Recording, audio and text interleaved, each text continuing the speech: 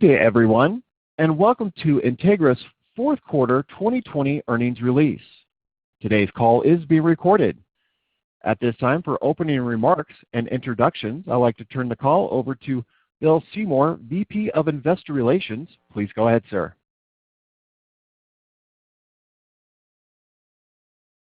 Good morning, everyone. Earlier today, we announced the financial results for our fourth quarter and full year of 2020. Before we begin, I would like to remind listeners that our comments today will include some forward-looking statements. These statements involve a number of risks and uncertainties, and actual results could differ materially from those projected in the forward-looking statements. Additional information regarding these risks and uncertainties is contained in our most recent annual report and subsequent quarterly reports that we have filed with the SEC. Please refer to the information on the disclaimer slide in the presentation. On this call, we will also refer to non-GAAP financial measures as defined by the SEC and Regulation G.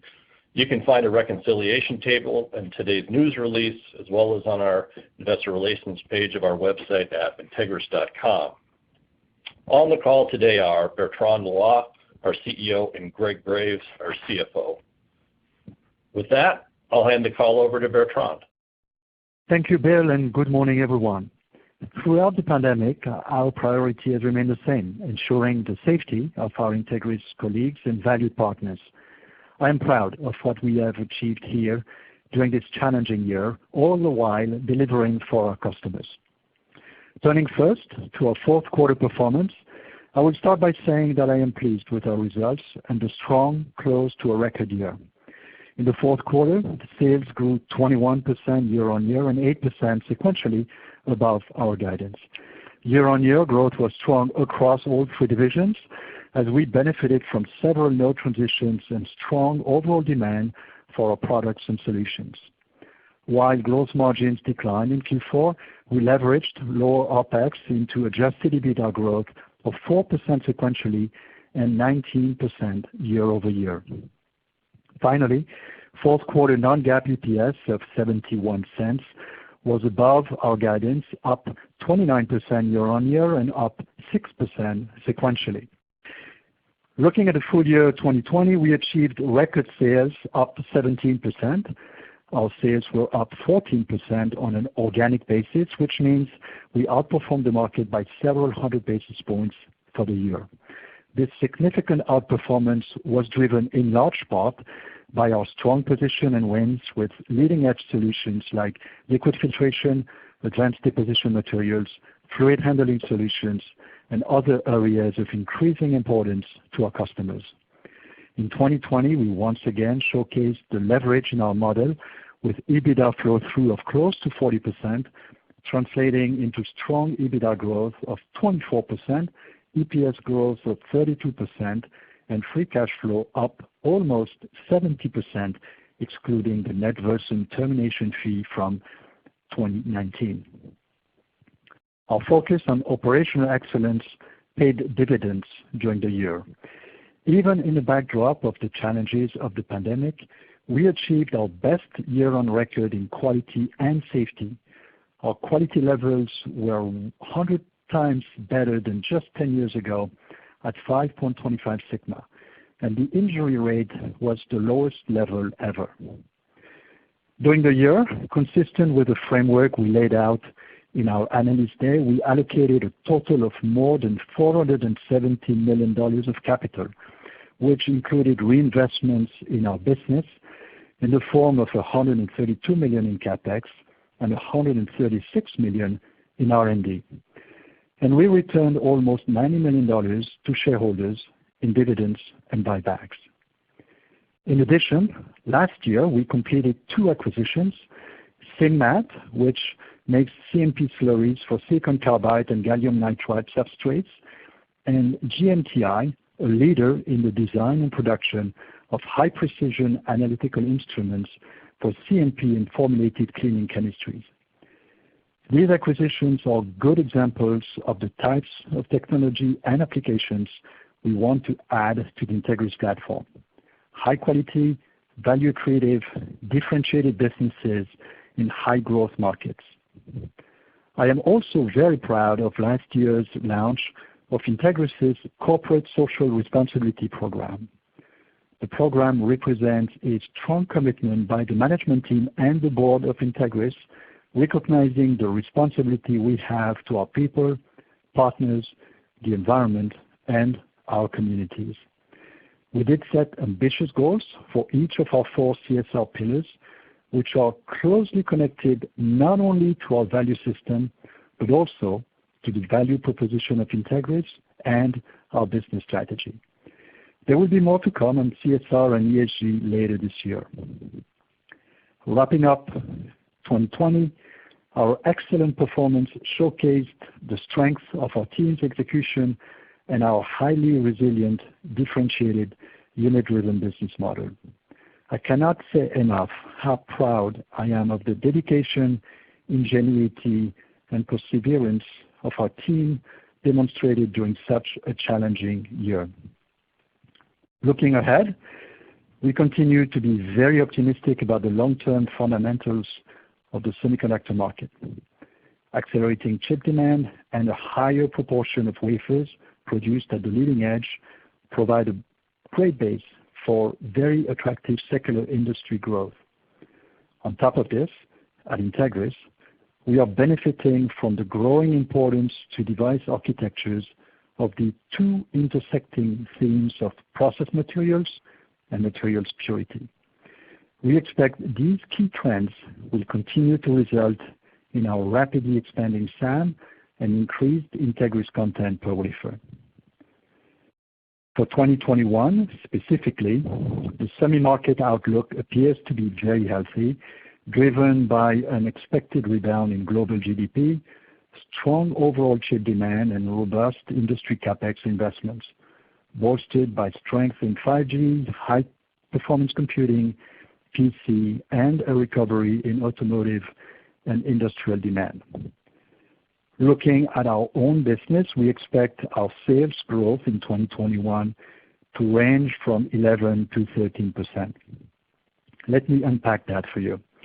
To start, for the full year 2021, we expect the market, based on our unit capex mix, will be up approximately 7 to 8%. And given our strong position and wins in the new technology nodes, we expect to outperform the market by approximately 300 to 400 basis points, consistent with what we laid out during our recent Analyst Day. On top of this, we expect approximately 100 basis points of growth from sales of our Aramus high-purity bags used for the distribution and storage of the COVID-19 vaccine.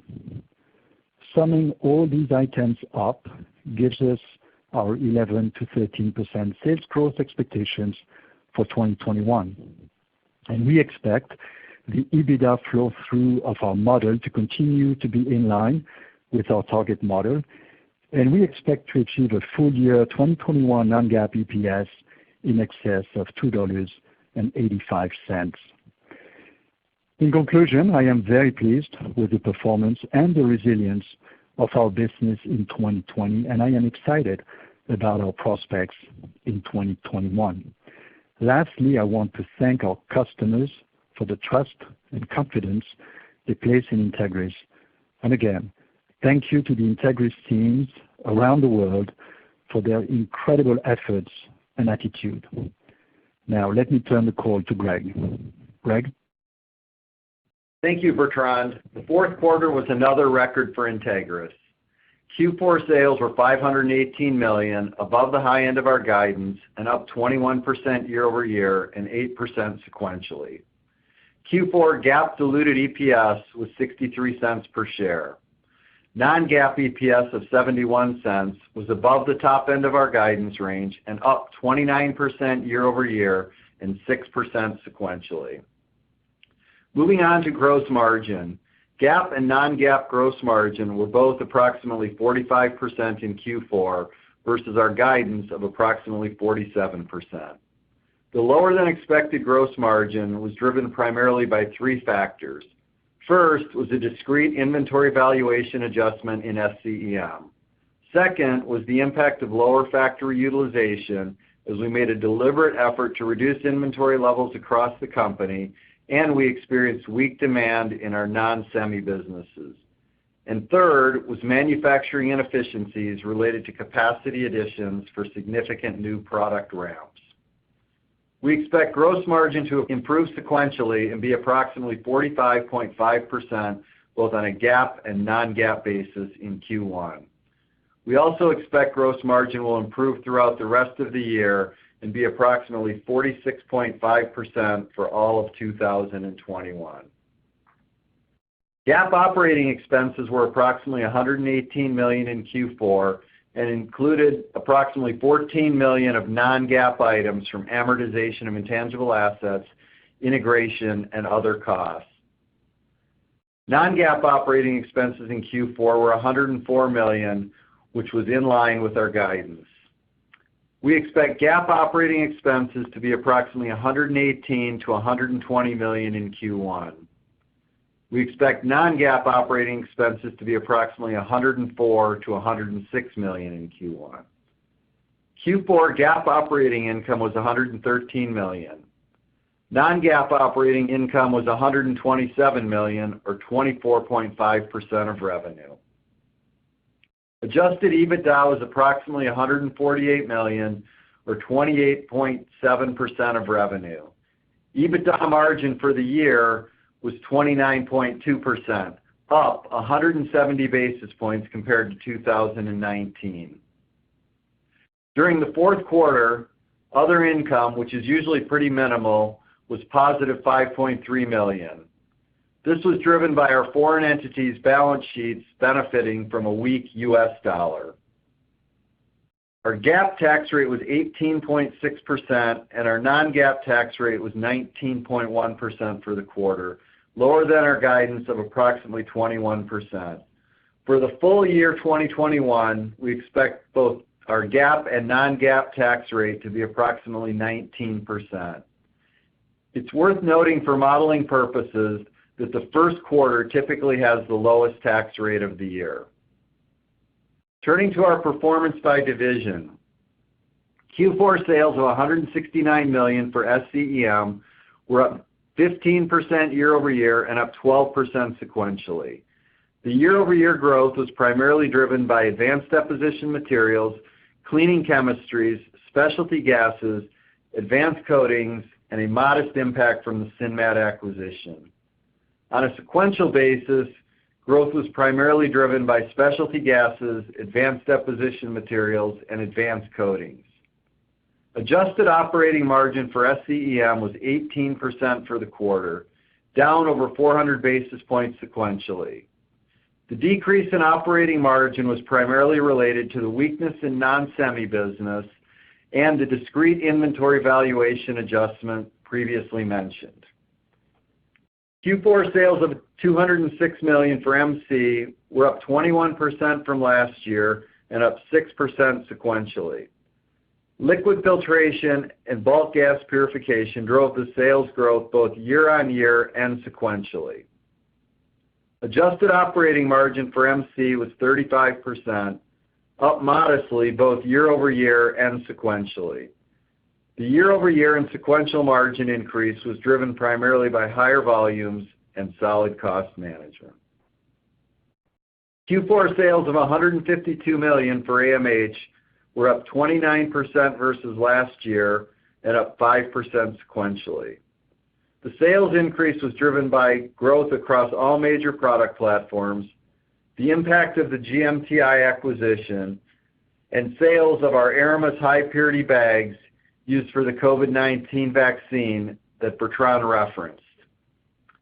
Another item that impacted AMH sales in Q4 was catch-up royalty income earned from Gudeng Precision related to the recently announced licensing agreements associated with the use of our reticle pod technology for both conventional and EUV lithography. Adjusted operating margin for AMH was 23%, up 500 basis points year over year and down slightly sequentially. Fourth quarter cash flow from operations was very strong at $204 million, driven by significant working capital improvement. For the full year, cash flow from operations was $447 million, and free cash flow was $315 million. And as Bertrand said, up almost 70% versus 2019, excluding the net Versum termination fee we received in 2019. CapEx for the quarter was $52 million, and for the full year was $132 million. In 2021, we expect to spend approximately $200 million in CapEx. 3/4 of that spend will be for growth investments. This level is higher than the 7 to 8% of sales we target for annual CapEx spend. However, there are a couple of unique investments I'd like to highlight. The first is related to capacity additions to accommodate the rapid expected growth of the high purity bags for the COVID-19 vaccine. The second and more significant item is $40 million in CapEx for the first stage of a 3 to 5 year, $200 million investment in our new facility in Taiwan that we announced last year. This new facility will ultimately support all 3 of our divisions. Consistent with our capital allocation strategy, during Q4 we used approximately $11 million for our quarterly dividend, and we repurchased 15 million of our shares. For all of 2020, we repurchased approximately 780,000 shares at an average price of $57 per share. Now for our Q1 outlook. We expect sales to range from $510 to $525 million. We expect GAAP EPS to be 61 to 66 cents per share, and non-GAAP EPS to be 69 to 74 cents per share. In summary, I would like to express my gratitude to the entire Entegris team for an amazing year in 2020, especially considering the challenges we faced with the pandemic and the strong revenue ramp throughout the year. Operator, will now open up for questions. Thank you. The question and answer session will be conducted electronically. If you'd like to ask a question, please do so by pressing the star key followed by the digit 1 on your touchtone telephone. If you're using a speakerphone, please be sure your mute function is turned off to allow your signal to reach our equipment. Once again, please press star 1 to ask a question. And we'll take our first question from Mike Harrison with Seaport Global Securities. Hi, good morning. Congratulations on the nice finish to the year and the strong guidance here. Was wondering if you can talk a little bit about some of the key applications that are driving the better sales outlook than I think some of us were modeling. Maybe talk a little bit about how much of the outperformance would be related to the share gains and to revenue synergies from some of your recent acquisitions. And also talk about how much additional tailwind you should be getting from node transitions as we get into 2021. A lot of questions here, Mike. So I would say that, so first of all, thank you for the nice comment. And we are indeed very excited about the prospects going into 2021. The industry backdrop is strong, but as you pointed out, we expect to meaningfully outperform the industry once again by about 300 to 400 basis points in our core semiconductor applications, and then by about 100 basis points coming from a new initiative in life science. As it relates to the core semi outperformance, it will be just a continuation of the themes we developed during the recent Analyst Day. So it's really about capitalizing on the new opportunities that we see for our liquid filtration, deposition materials, etching chemistries in the new advanced memory and advanced logic architectures. As you understand, there are opportunities for us to improve the Entegris content per wafer at those advanced nodes, and we intend to fully capitalize on that as you know in 2021 as more wafers are produced at those advanced nodes. And then, as I was mentioning, there is something new for us in 2021, and that is the great success that we've been able to generate a lot of interest for this bag with very unique attributes that is proving to be extremely important for the storage and transportation of the COVID-19 vaccine. And we saw some interesting uptake in sales in Q4, and we expect 2021 to be a breakthrough year for this application. All right, and then on the non-semiconductor business weakness, can you just talk a little bit about whether that was related to underlying market weakness or more timing, and maybe comment also on what you're seeing in automotive. We're hearing that there are some shortages going on in chips there. Thanks. Yeah, so I think you're probably referring to the comment that Greg made around the significant unabsorption that we saw in some of our non-semi initiatives. And I think mostly it relates to the graphite product line.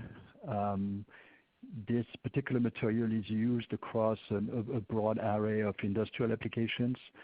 And as we mentioned a few times during 2020, this particular business was under severe pressure. I think that this business is down essentially 30% in 2020 as compared to 2019. And remember that we had actually added significant capacity about a year ago, hoping to capitalize on new opportunities, new industrial opportunities, which obviously didn't really pan out in 2020. We've seen some recovery in this business in Q4, but certainly not enough really to offset the very, very slow start to the year.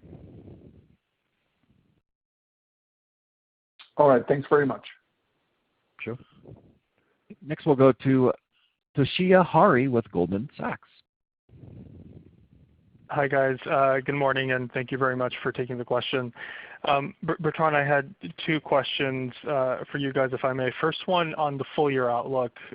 You spoke to a potential growth rate of 11 to 13% for Entegris in 2021, which is obviously very, very strong. That said, I guess if we take the midpoint of your Q1 guidance, revenue guidance, and if we sort of flatline that throughout the remainder of the year, we sort of get to the midpoint of that 11 to 13% range. Typically, knowing your business, things, sort of strengthen throughout the year.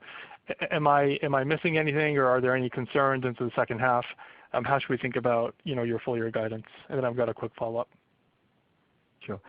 Well, I think the way you want to think about Q1, which I think is really at the heart of the question, is how to think about the Q1 outperformance, or how to think about the 2021 outperformance in the context of the Q1 guidance. And the way I would probably answer the question is to remind you that a lot of the node transitions happen later in 2020, and that Q1 2019 or Q1 2020 was also where we experienced the strongest headwinds from COVID-19. So in other way, Q1 2020 was obviously somewhat of an easier comparison for us.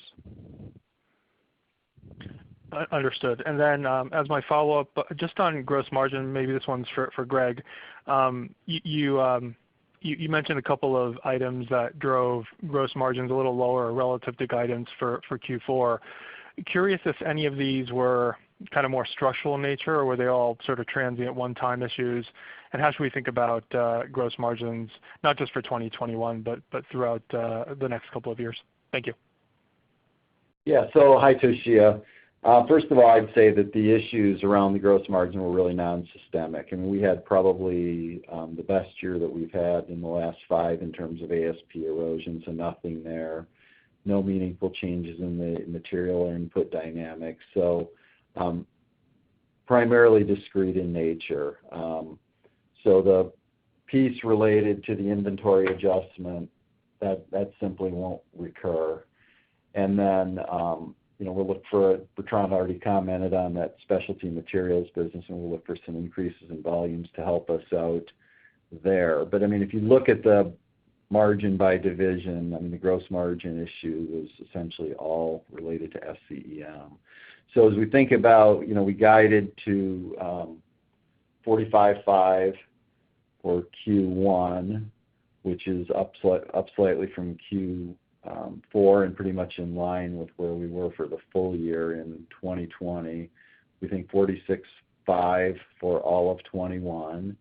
And then I would expect it to, the gross margin to have a slight upward bias over the next couple of years as volumes continue to improve.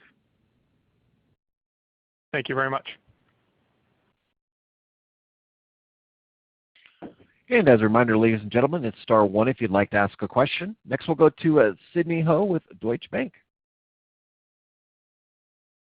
Thanks for taking my questions, and congrats on the strong quarter and guide.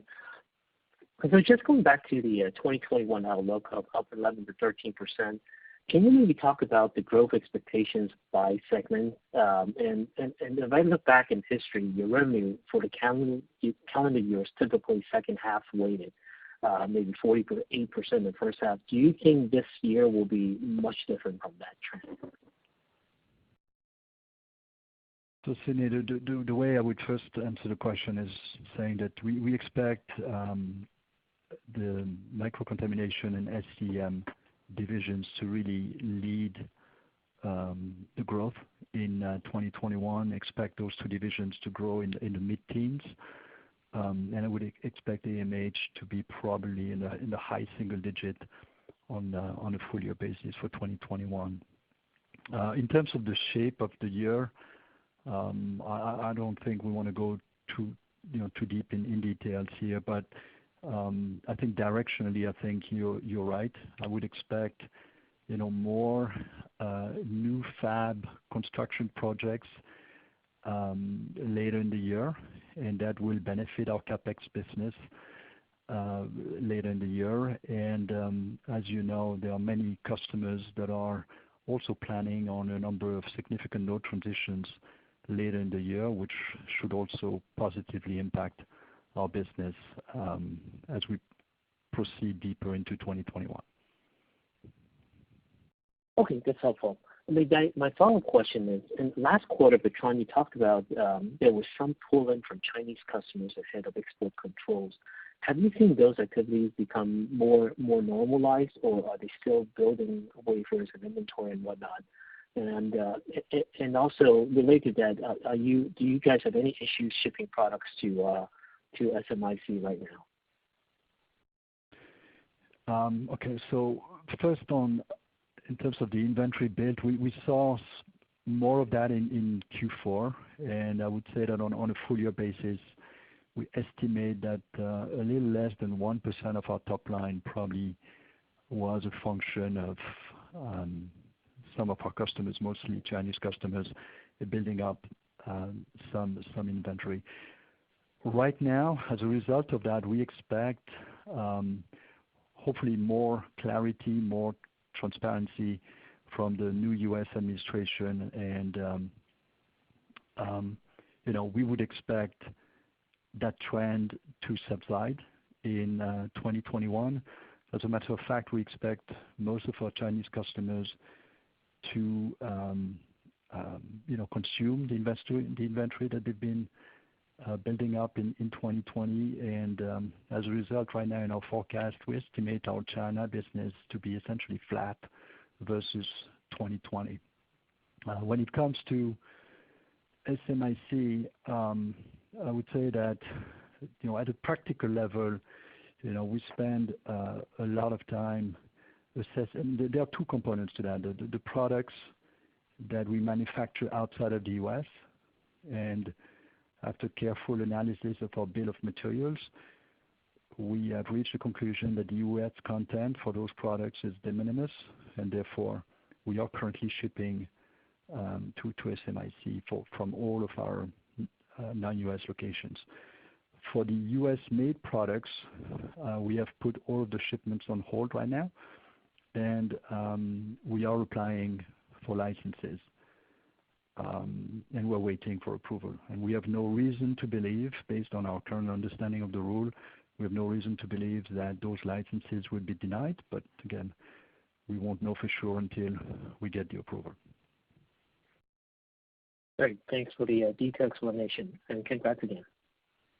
Thank you. Okay, next we'll go to Patrick Ho with Stifel. Thank you very much, and congrats on a great quarter and a nice 2020. Bertrand, first off, in terms of your outlook for 2021, the last few years you've talked about new products like the advanced deposition and the liquid filtration being key drivers for your outperformance. As we look ahead to 2021, do you have anything, I guess, on the new products front that gives you excitement over the next few years where you'll start seeing some of the ramp up in 2021? So Patrick, I would probably be very boring and would probably tell you just much of the same. We believe that our advanced filtration and purification solutions will continue to be increasingly important for the industry, and that trend is not going to stop anytime soon as our customers continue to transition to more challenging architectures. And I think if you recall what we presented during the Analyst Day, Jim O'Neill, our CTO, described to you in great detail how our deposition materials and our selective etch chemistries will be essential for the higher layer count architectures in memory and the gate-all-around technology in advanced logic. So again, those will be the products, well, those were the products that drove the growth in 2020, and I would expect the same products to drive the growth in 2021 and beyond. Great, that's helpful. And maybe my follow-up for Greg, you had a great working capital quarter in December, which drove the strong cash flow generation. One, can you detail what type of linearity you saw, just given how you were able to collect DSOs very well? And two, do you expect to get to more, I guess, normalized levels in the March quarter? Yeah, so Patrick, first of all, thanks for noticing that. I mean, our team would be, we talk a lot about working capital management, and our team would be happy to notice that people are paying attention, so that's great. So first of all, on DSOs, so best quarter that I remember, I mean, our DSOs coming out were 47 days. But we also benefited from the fact that, and we've talked about it before, that the calendar year ends right on the end of a sort of a calendar quarter, whereas the other quarters this year ended a few days before the calendar quarter. And when you end a few days before, you don't end up collecting until the calendar quarter. A lot of Asian customers pay right on the day. So that was, well, DSOs were down, but a fair amount of the benefit related to ending right on the calendar day. And then you think about inventory, that's been something we've talked about all year long, but our turns were 3.5 times, which is the best levels we've had in probably about 8 quarters. So we felt good about what the team did there as well, especially given sort of the business volumes we were facing. Great. Thank you very much. Next, we'll go to Weston Twigg with KeyBanc Capital Markets. Hey, thanks for taking my question. I just wanted to dig into a couple of revenue streams here. First, on the Aramus bags, it sounds really interesting.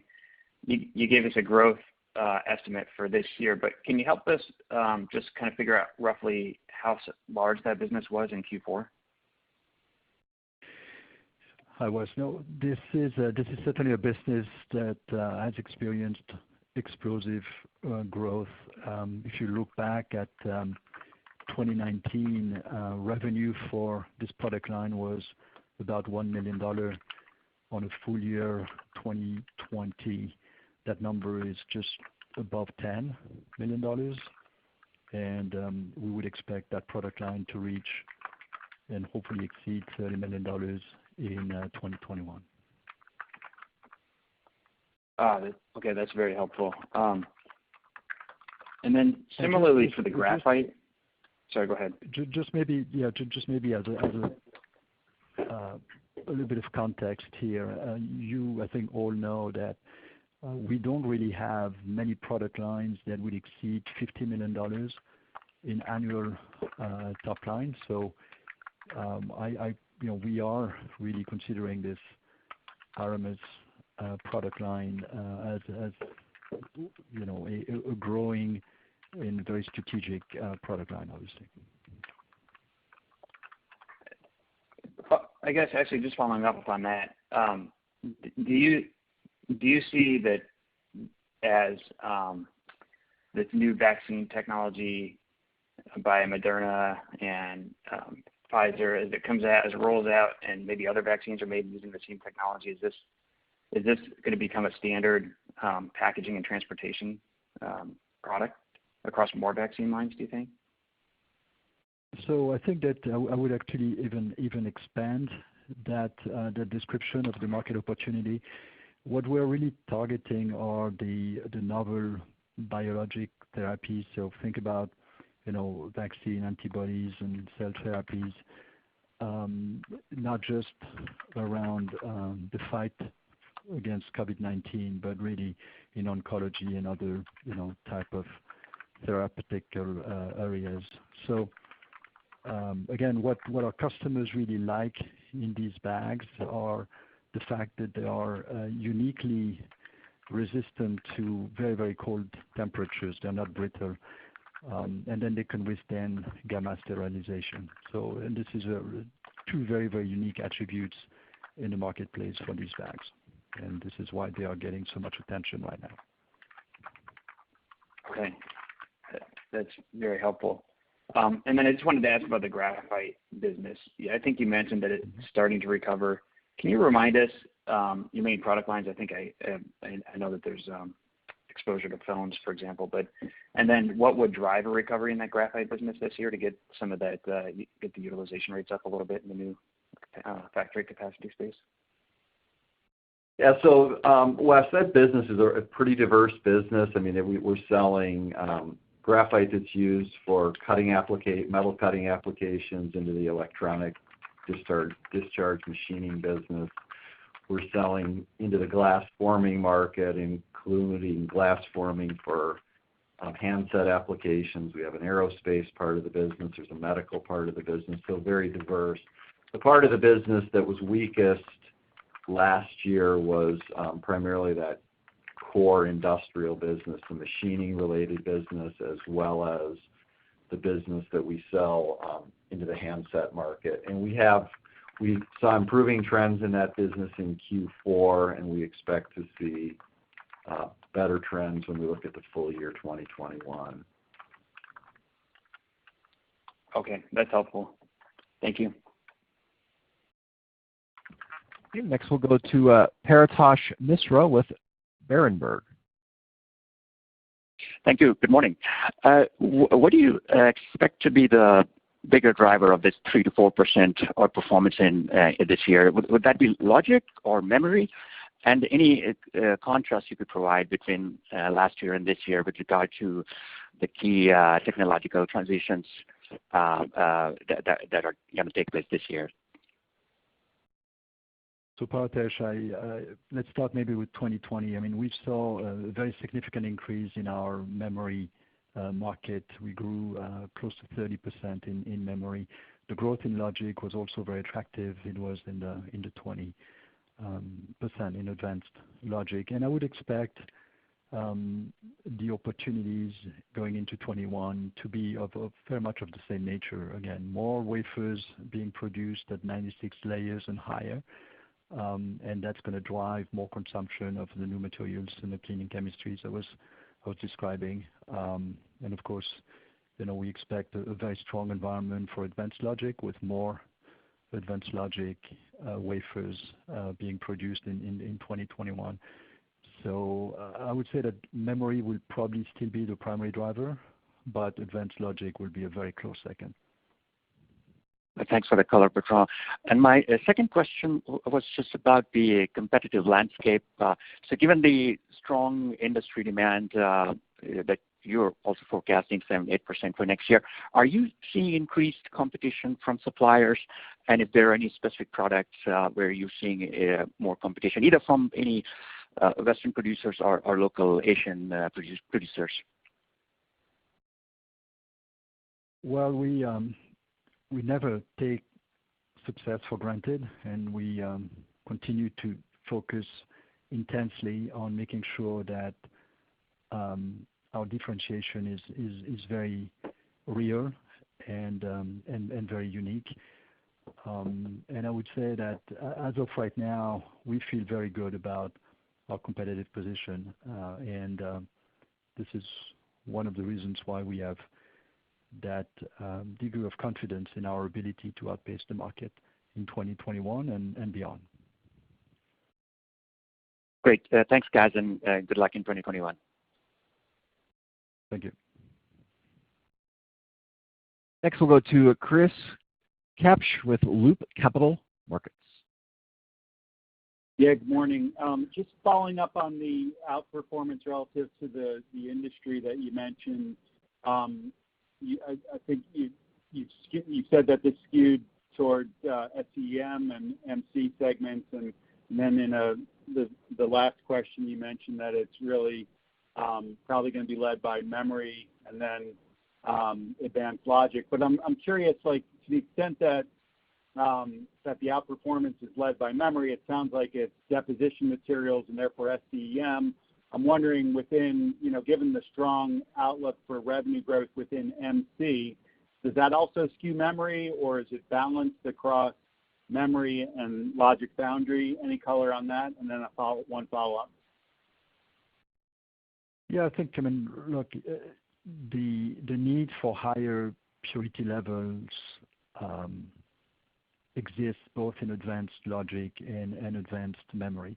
To your point, those requirements are more stringent in advanced logic, but advanced memory is catching up really quickly. And I think we had a slide during the recent analyst day talking about that and trying to frame that on a per wafer basis. So you are correct in your statement that advanced logic will be still the primary driver for microcontamination.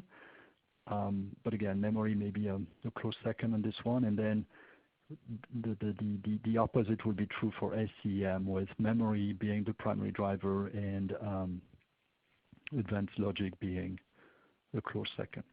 I think one of the uniqueness of the Entegris platform is that we have exposure to all segments: memory, logic, chemical manufacturers, OEMs, and we have tremendous opportunities across all of those segments. And I think that's what is behind the resilience of our business model. And frankly, I think that's what gives us the strength and the conviction that we have in our growth prospects.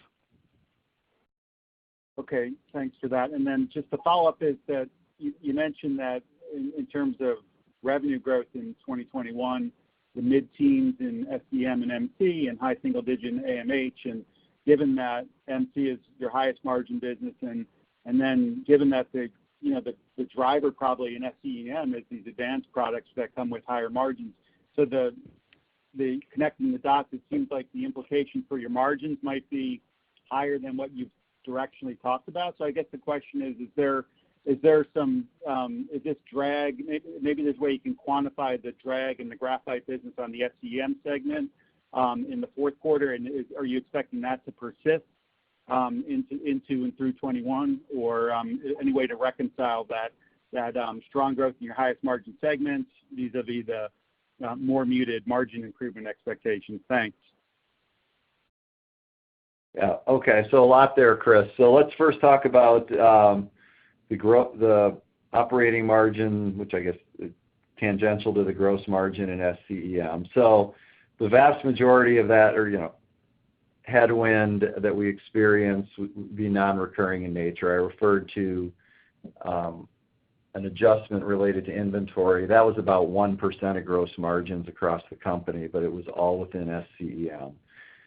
that's not going to persist. The volumes that we talked about as being a headwind, that was also in the SCEM business. We expect those volumes to improve throughout the year. We're not necessarily expecting a big snapback in Q1, but do expect those volumes to improve throughout the year. So when you think about the three divisions, I mean, we're already on the target with regard to AMH. We were already on our 3-year target with regard to the MC business. So, I mean, can they do better than they're doing? Sure. But, I mean, at 35%, they're sort of right in the middle of our long-term target. And then, yeah, kind of in a nutshell, I mean, you're right. I mean, the advanced products are the faster-growing products, so mix should play an important role in the margin as well. Okay, so I guess just I'll parse it out in my modeling, but it just sounds like maybe there's, is there some other mixed drags in 2021, or is maybe there's some upside to the overall margin profile relative to what? No, so we said, 46.5% for the year, which is up from where we finished the full year 2020. I'm not. If you're looking for me to say there's upside, I'm not. I mean, I'm coming off a quarter that was 45%, so it's not. I'm not in the mood to push the number for 2021. We said 46.5. All right, that's helpful. Thanks for the color, Greg. Yeah. Okay, next we'll go to Krish Sankar with Cowen and Company. Yeah, hi, thanks for taking my question, and congrats on the really strong results. Bertrand, I have two questions for you. The first one is on the memory. It looks like your memory sales is going to grow year over year this year.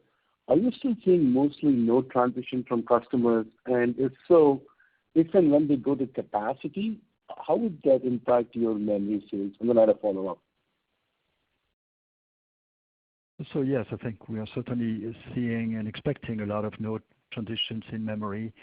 I think we are early in the year, so we are seeing plans. We are having all of the right discussions in terms of getting ready for those transitions. But we've learned the hard way in this industry to not,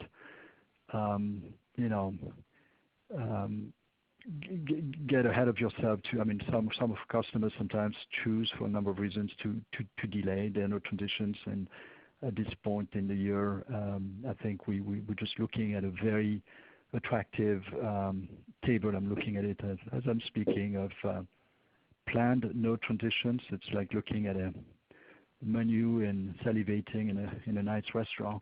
But we want to see those node transitions happening. The other big factor that I was mentioning is that we expect a lot of wafers to be run at 96 layers and higher. I think in 2020 about 50 to 60% of the wafers were at 96 or higher. I expect that number to be 70 to 75% in 2021. So that's going to help us obviously as well. And you had a second question? Yeah, and I had a follow-up on FinMat.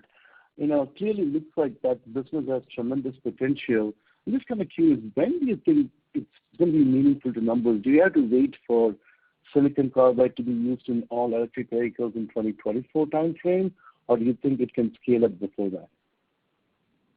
I think it will be a steady progress. We are working with a number of customers that have aggressive capacity addition plans, and as those, gallium nitride and silicon carbide substrates are more broadly adopted in electric vehicles, I think we're going to see that business grow very nicely on in a very steady basis for the next few years. So I agree with you. I think it's a very promising business for us. Okay. Thanks, Bertrand. I appreciate it. Next we'll go to David Silver with CL King. Yeah, hi, thanks. So I have kind of a more quarter-related question, and then maybe a more strategic one. But in the fourth quarter, I was hoping you might be able to add a little color to the inventory adjustment or what came behind that. So in other words, was that a collection of items that are maybe part of a normal year-end true-up? Or, what I'm kind of wondering is, Bertrand, you've talked about, new deposition materials being a focus of the SCEM unit, and I'm wondering if, the timing of the inventory valuation adjustment you took signals, a transition to a new, technology or a new material, within your portfolio. So are you phasing out kind of current generation product and transitioning to maybe a new ADM or other type of product? Thanks. Yeah, so David, first of all, let me say it did not relate to deposition materials. The vast majority of it related to one immaterial issue that sort of built up over a series of quarters. We noticed that something didn't quite look right on one of our inventory lines at one of our manufacturing plants, and as we analyzed it, we sort of needed to correct it, and it was as simple as that. And it was all, I said it was about 1% of gross margin. The vast majority of that, 75 basis points, that related to one item, and then we had another small inventory adjustment as we moved one of our new businesses onto SAP. Okay, thank you for that. And then just kind of a big picture question and following up, I think, on an earlier question about trends in the automotive side of things, where a number of companies have expressed, an inability to receive the required number of chips.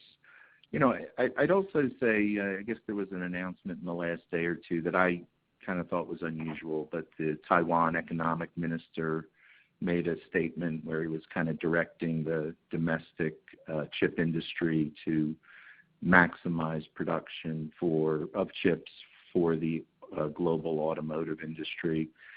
And I'm just wondering if you could maybe provide, a little bit of background there. I'm not aware of kind of this type of shortage situation permeating such a large industry, and to the point where I guess government officials are at least publicly kind of directing the industry to maybe prioritize some chip production types over others. I'm just wondering if, how you kind of interpret those items and whether that will have an effect on the types or the rates at which your, businesses are in demand over, let's say, the next few months. So I cannot comment on what is behind the announcement by the Taiwanese government, but what is behind those trends is that many of the automakers are migrating their chipsets away from 65 or 45 nanometer processes to 28 and below. And that's positive for us because it means that more wafers will be produced at more advanced nodes where we have higher Entegris content. So again, it's just part of the general trend that we've been flagging. I think it's true for high performance computing, but it's becoming increasingly true for automotive and other industrial applications as well. And that's very positive for the industry, and that's very positive for Entegris. Okay, great. And then just one last one maybe for Greg, but the other income, I guess the unusually somewhat higher than normal profit on that line, is that the royalty income issue you cited, or is that due to something else? No, it's an issue that it really relates to technical, the way we value dollar-denominated assets in legal entities where the functional currency is other than the dollar. It's strictly a balance sheet thing. It's not a cash flow thing, but it relates to the consolidation of our legal entities. When the dollar the dollar had been relatively stable, so we hadn't seen much of that. in the recent past. It's really a function of the dollar weakening against other currencies, but it's a non-operating item. That's why it's below the line. Gotcha. Thank you very much. And that does conclude today's question and answer session and does conclude today's conference. We thank you for your participation, everyone. You may now disconnect. Thank you.